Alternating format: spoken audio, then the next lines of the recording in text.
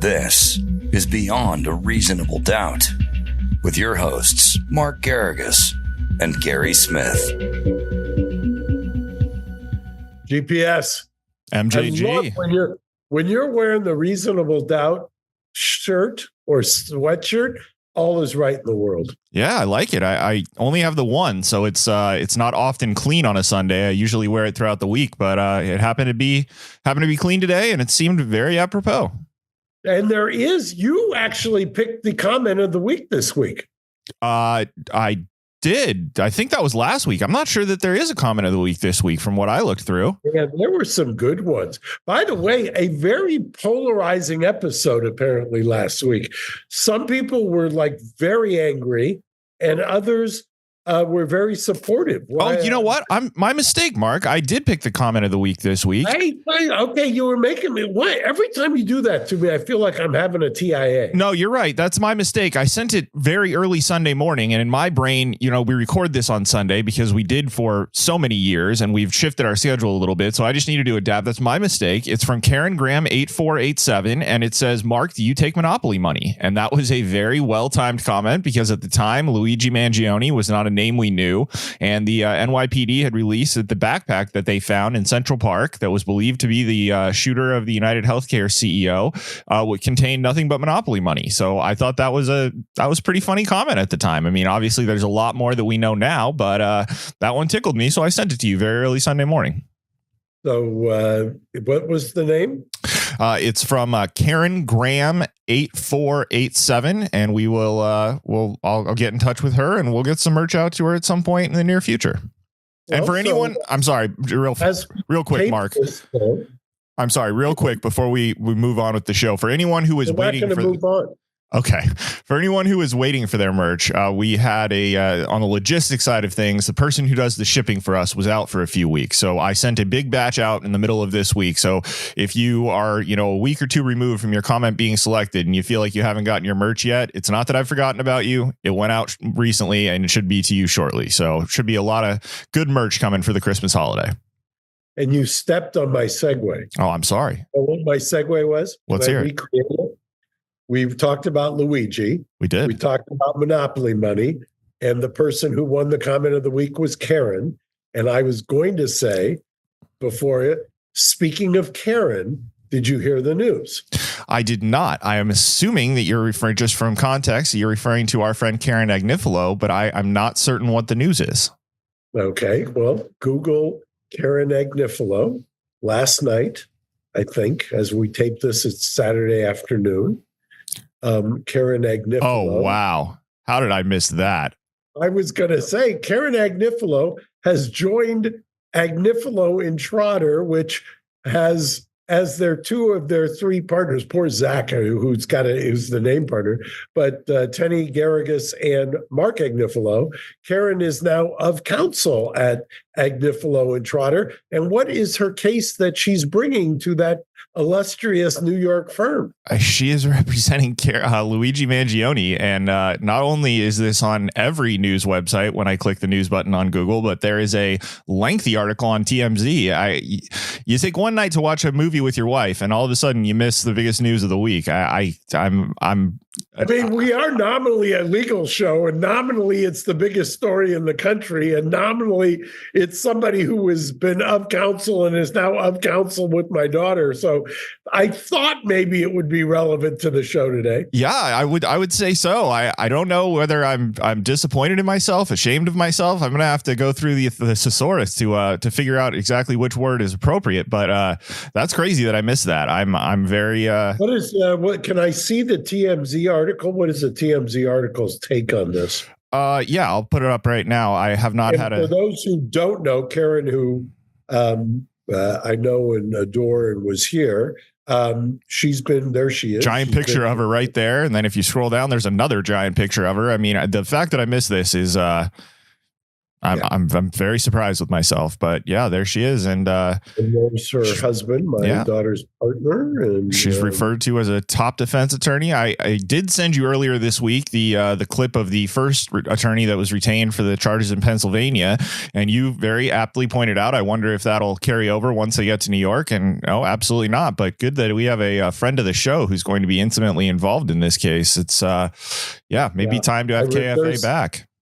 Yeah, there's there's quite a bit to talk about with the case, but we'll wait until she formally enters the appearance before I start yapping about it.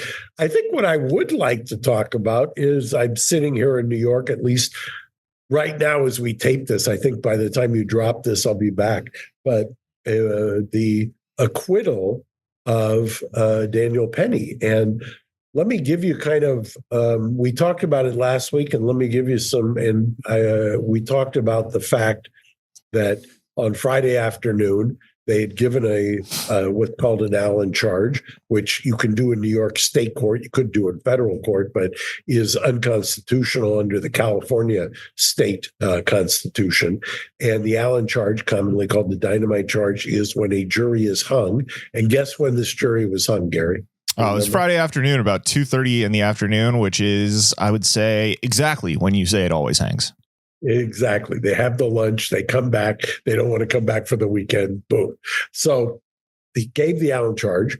The prosecution, Alvin Bragg's office, in a last-ditch effort to salvage what is an inexplicable prosecution. And I say that as I sit here in New York, and I don't know Mr. Bragg, but he's had quite a run, hasn't he, Gary, in this last year? But they did something that we commented last week, and sometimes you're too clever by half. They decided that they would tell the judge there was a greater charge and a lesser charge. You could not get to the lesser charge unless the jury had voted.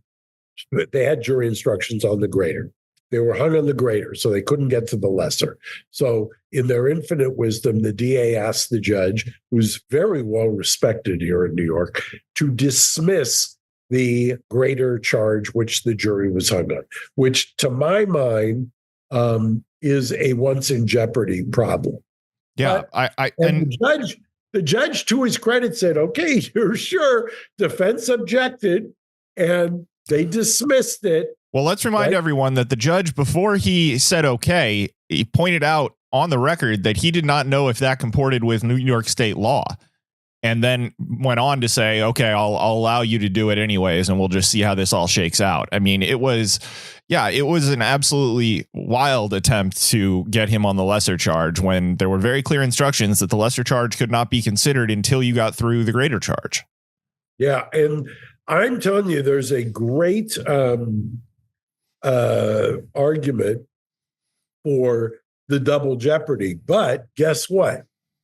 We're never going to get there because the jury, and there may be, God knows, I don't know if they've been interviewed, but I'm going to wildly speculate based on nothing that whoever was hanging out for guilt, because obviously if it's a hung jury on the greater charge, it was split. And obviously if it was split, it's both guilty voters and not guilty voters.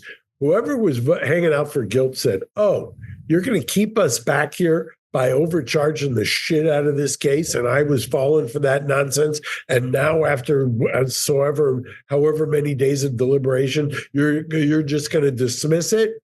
Because what did they do? They spent the weekend and they just said, yeah, they came back almost immediately and went, no, okay. If that's how we're going to do this, then not guilty. Not guilty of the lesser charge. So correct. Whoever was hanging out for guilt on the greater charge, which arguably is more, it should be a higher hurdle, just decided, fuck it, this is overreaching and I'm going to acquit. Yep. It was astonishing how quickly that happened. I was frankly kind of surprised that they were even allowed to come to a verdict because, you had speculated that something might be filed on Sunday or early Monday, arguing that they shouldn't be allowed to continue deliberating, but that didn't appear to happen. Maybe it was just a fact of the matter that it was so quick that, they couldn't get everything. They couldn't get anything involved in that because the jury just almost instantaneously came back and went, no, we're not doing this.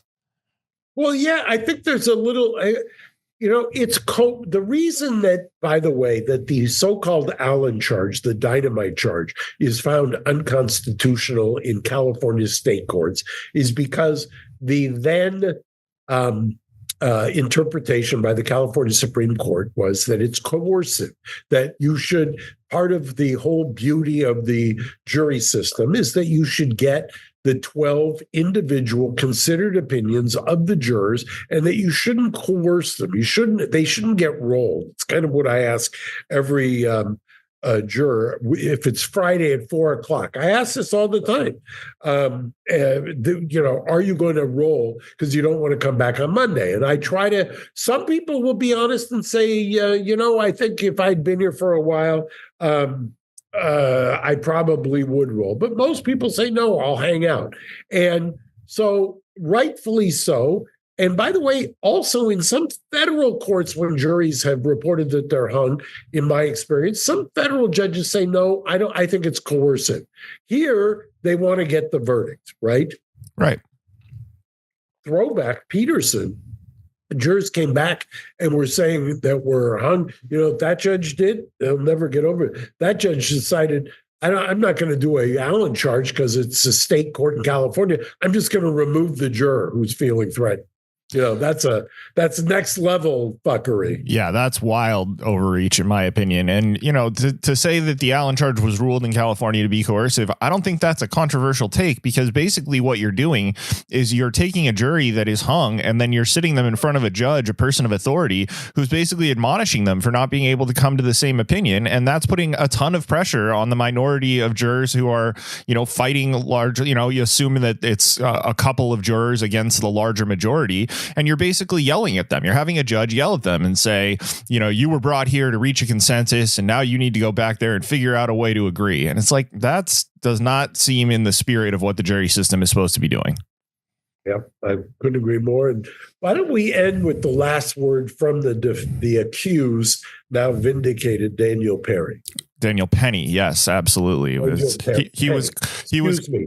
No problem. Go back and clean that up. No problem. He was caught out at a bar by the looks of it with his legal team celebrating the victory, or the not guilty, rather, I guess is a more appropriate way to say it. So here he is in the hours after, and I think you can see the Monday Night Football game on in the background at parts of this clip. How you feeling? Yeah, great.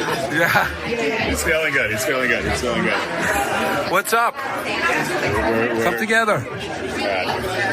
How's it going? How's it feel? Feels great. He's finally got the justice he's deserved. Did you think it was going to happen? Sorry?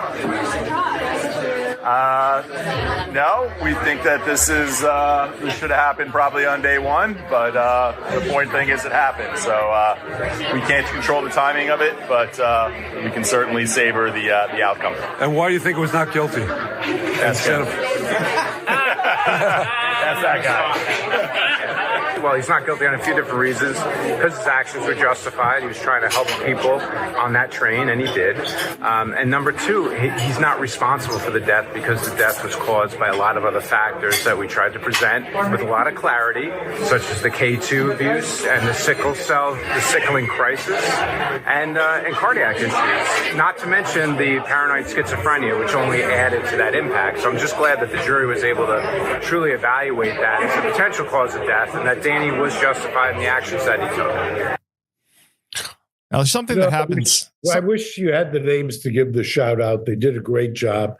And I'm, as I've mentioned 3 times already, I'm sitting in New York.